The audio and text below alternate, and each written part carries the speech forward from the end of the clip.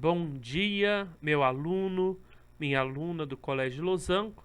A nossa aula de hoje, do dia 7 de abril, vai trabalhar. Então, queridos e queridas, nós vamos trabalhar a segunda parte da arte romana. E na segunda parte da arte romana, nós vamos retratar algumas coisas que aquele primeiro vídeo não retratou, tá certo? Então nós temos que lembrar que a arte romana, ela é uma influência da arte grega, né? Dos gregos herdaram a visão de que a arte deve expressar a beleza, e dos etruscos, eles receberam então a influência na construção, né? Na construção das suas arquiteturas, dos arcos. E esses arcos então ajudaram, né, a construir o quê? Os palácios e alguns arquedutos, que seria então a passagem, né? O primeiro vídeo explicou a passagem da água, seria a construção de pontes, né? De elevações. Então, os etruscos, além de influenciar na construção dos arcos, eles também, na pintura e na escultura, né? Eles também influenciaram. Como eles influenciaram? Eles influenciaram na tentativa, né, de fazer com que os romanos representassem as figuras, né, as figuras que fossem esculpidas ou que fossem pintadas com fácil identificação. Com fácil identificação. Nós vamos perceber isso na construção das esculturas, principalmente quando a gente retratar o vídeo do Augusto Prima Porta, né? Falando da construção, né? da arte romana como uma identificação à arte do imperador. Então nós temos que no primeiro vídeo foi falado então da construção dos arcos, né? Ou da influência dos arcos. Aí você percebe esses arcos presentes em dos monumentos arquitetônicos, que foi o Coliseu, né?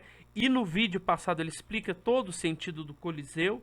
Nós temos então as representações e as homenagens, né, que os gregos, ou a influência que os gregos tiveram, né, na arte romana. E aí você percebe que nesse primeiro edifício aqui nós temos as artes relacionadas as três características, ou os três povos gregos, que seriam os dóricos, aqui, os dóricos. Em cima nós percebemos no capitel, né, de cada coluna, nós temos os jônicos, e em cima aqui nós temos uma homenagem à região dos coríntios, né? Nós temos então também a construção aqui dos anfiteatros, né, que eram construídos em formas de eclipse, onde se dava, né, para escutar melhor. Lembrando que naquela época o povo não tinha som, né? Não construía-se, não tinha esse sistema de som como nós temos nos dias de hoje, nos teatros, nos anfiteatros. Então a pessoa se apresentava aqui, ou num ponto mais acima, e logicamente eu acho que a plateia era um pouco mais respeitosa, ficava em silêncio, e a partir deste momento aqui que eles faziam as representações, a acústica ficava muito melhor. Então, quer dizer, era muito mais fácil escutar os artistas, né?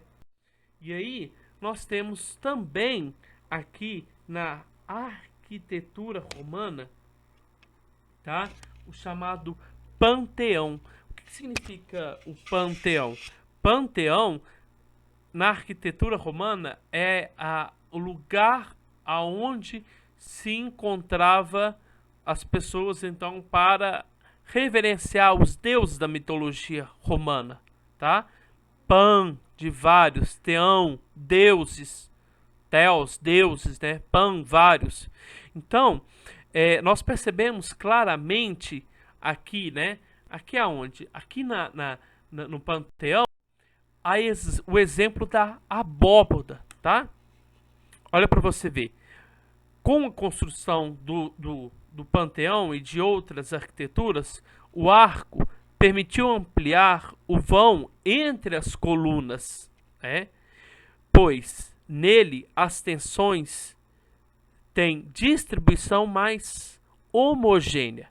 O conhecimento dos romanos sobre a construção de abóbadas, que são construções internamente côncavas, em geral construídas com pedras ou tijolos apoiados uns sobre os outros, de modo a suportarem o próprio peso e os pesos externos, possibilitou-lhes a criar amplos espaços internos livres de colunas. Então, qual que foi a diferença?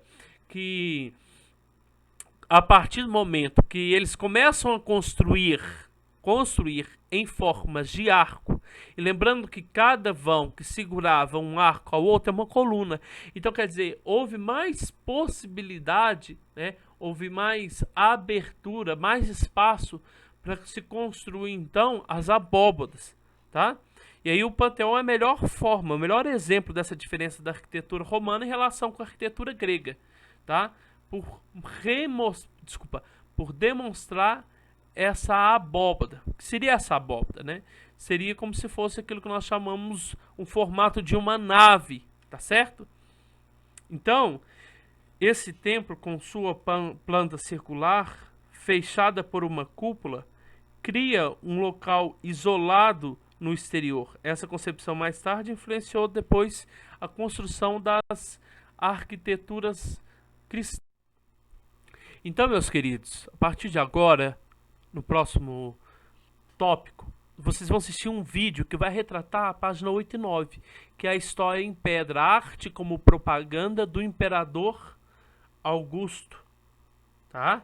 A influência que os gregos tiveram na escultura, na representação dessa escultura, tanto no Augusto de Prima Porta e tanto na coluna de Trajano, tá certo? E é a arte como propaganda, então, deste imperador. Então, fique atento, preste atenção nos detalhes, tá certo?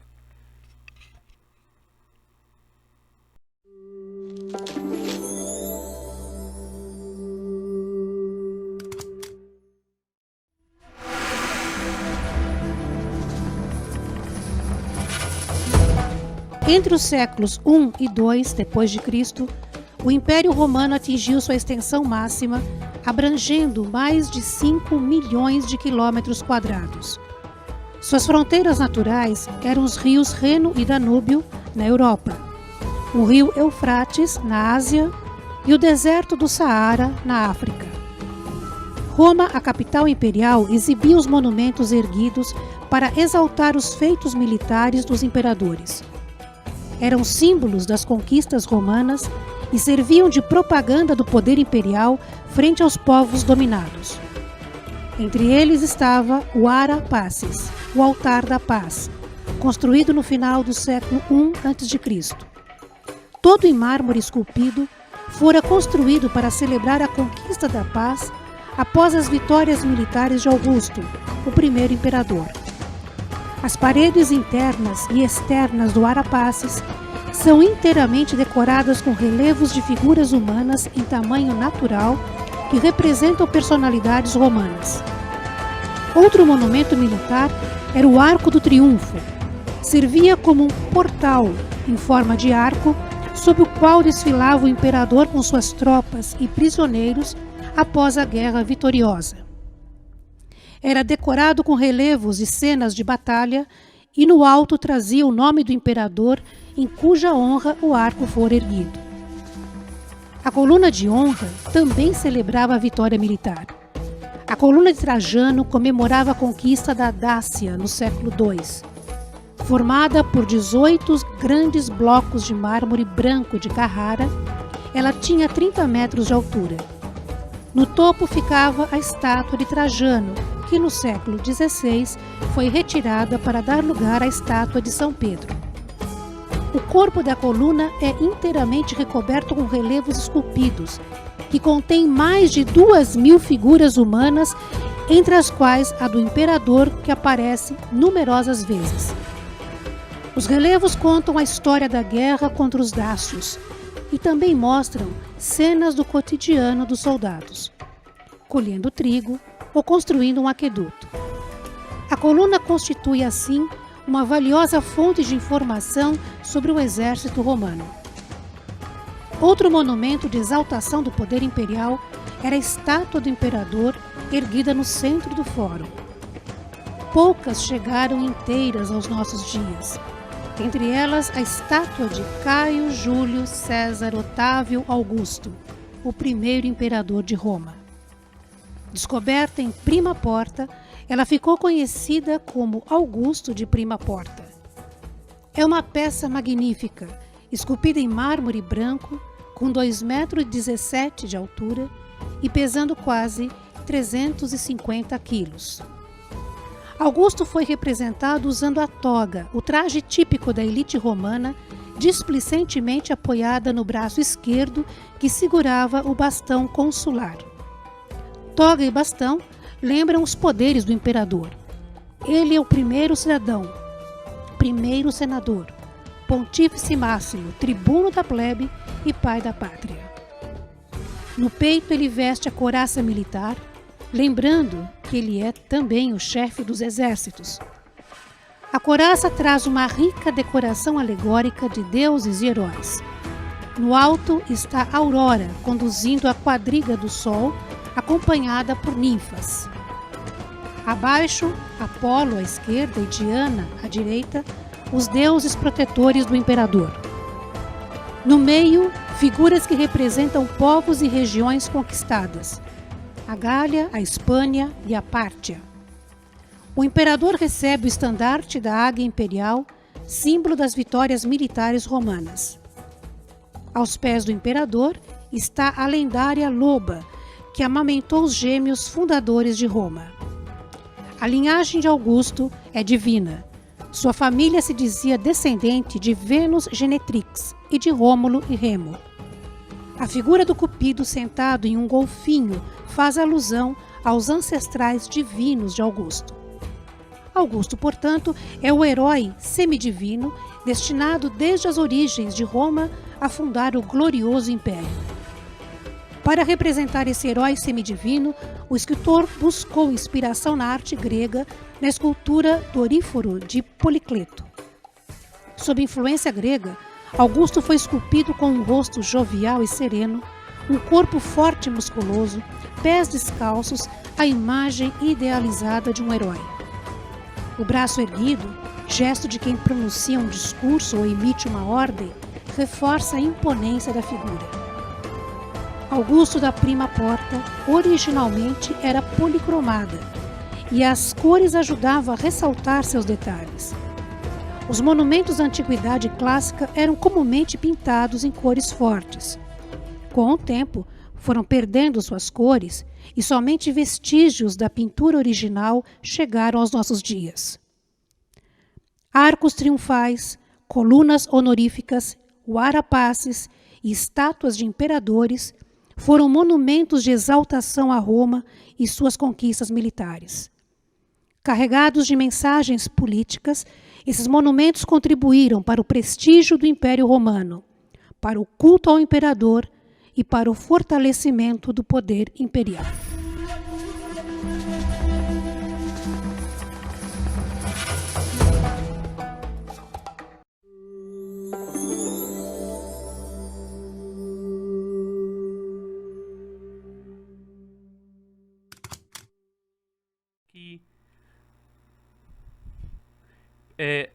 Esse vídeo que você acabou de assistir, ele representa o poder, né?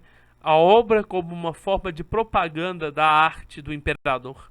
E aí representou então a coluna de Trajano, que é essa aqui que você está percebendo aqui através da imagem. Hoje ela não tem mais, né, a imagem de Augusto Prima Porta, mas sim uma exemplificação, né, uma escultura de São Pedro. Essa aqui então é a representação da coluna de Trajano, lembrando dos soldados, né, o dia a dia dos soldados e principalmente da vida do imperador.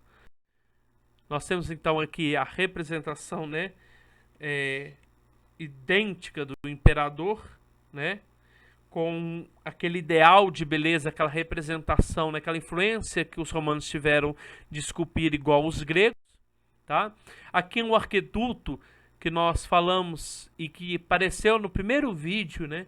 Que é a influência que os romanos tiveram dos etruscos na construção na construção dos arcos. Então aqui em cima passava a água, né, de um local para o outro. E aqui agora nós já falamos também sobre as pinturas, principalmente no vídeo anterior. Só que eu gostaria de destacar que nós vamos ter nos dias atuais, que é a chamada pintura em mármore, tá certo? Os artistas romanos dedicaram-se também à arte do mosaico em mármore. Foram encontrados mosaicos em muitas cidades romanas, mas os de maior valor artístico são as que decoravam os edifícios de Pompeia. Os pintores romanos misturavam realismo e imaginação, e suas obras ocupavam grandes espaços nas construções, complementando ricamente a arquitetura. Então, o que são esses mosaicos, né? A gente chama assim mosaicos policromados. Na imagem anterior representa então a imagem do imperador. Esses mosaicos policromados então são pequenas peças de mármore que eram pintadas, né? Essas pedrinhas eram pintadas e eram encaixadas. Até hoje nós temos a influência da arte, né, da arte romana nos dias atuais. Por exemplo, quando você for em Aparecida, o revestimento interno da cúpula, né, da Basílica de Aparecida, ela é toda feita em mosaico policromado. E aonde que eles pegaram, aonde que os brasileiros compraram esse mosaico? Da Itália. Então, a Itália, né,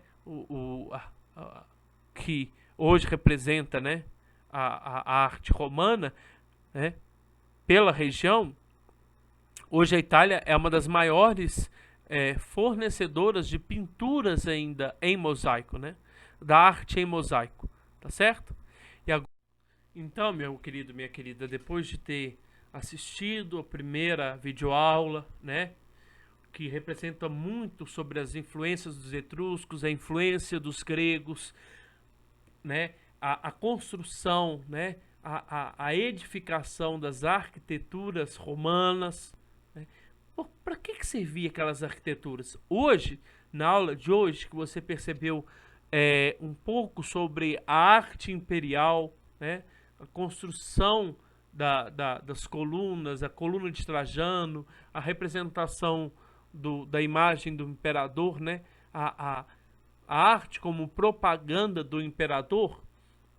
E agora nós destacamos um pouco novamente das pinturas, só que o que não foi tratado no primeiro vídeo, que foi a pintura de mosaico, né? A representação da pintura em mosaico. Agora você vai terminar essa aula fazendo a sua atividade, tá certo? Essa atividade, ela é a atividade parte 2, tá certo? Atividade parte 2 da arte romana, tá? Um grande abraço a todos e desejo a todos uma feliz Páscoa.